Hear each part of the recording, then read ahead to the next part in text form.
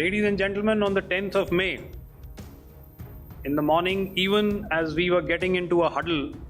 to wargame the events of the previous night, a routine exercise, I received a message on hotline from my counterpart in Pakistan seeking my willingness to communicate. Since our initial aim was to strike at terror camps, and all our actions in the subsequent days were in response to the intrusions and violations by the Pakistan Air Force and its army, it was decided that I would indeed speak with my counterpart. You are already aware,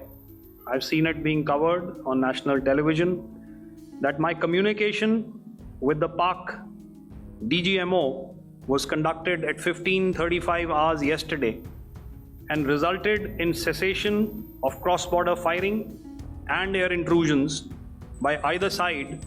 with effect from 1700 hours 10th of May, after he proposed that we cease hostilities. We also decided to further speak on the 12th of May, that's tomorrow, at 1200 hours, to discuss the modalities that would enable the longevity of this understanding. However, disappointingly, and must I add, expectedly, it took only a couple of hours for the Pakistan Army to violate these arrangements by cross-border and across the line of control firing, followed by drone intrusions across the expanse of the Western Front through last night and in the early hours of the morning today. These violations were responded to robustly and dealt with as they must be. We have earlier today sent another hotline message to my counterpart highlighting these violations of the understanding between the DGMOs on the 10th of May and our firm and clear intent to respond to these fiercely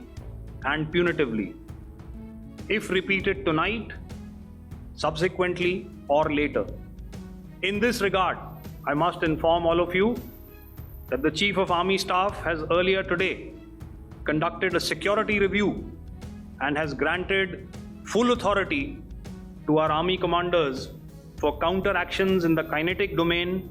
in case of any violation by Pakistan. In the end,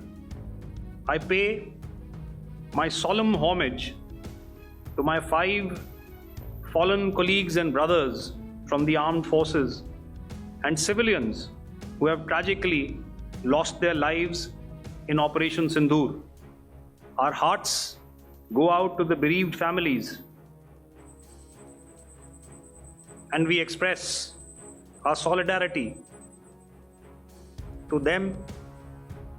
in this lifetime and beyond.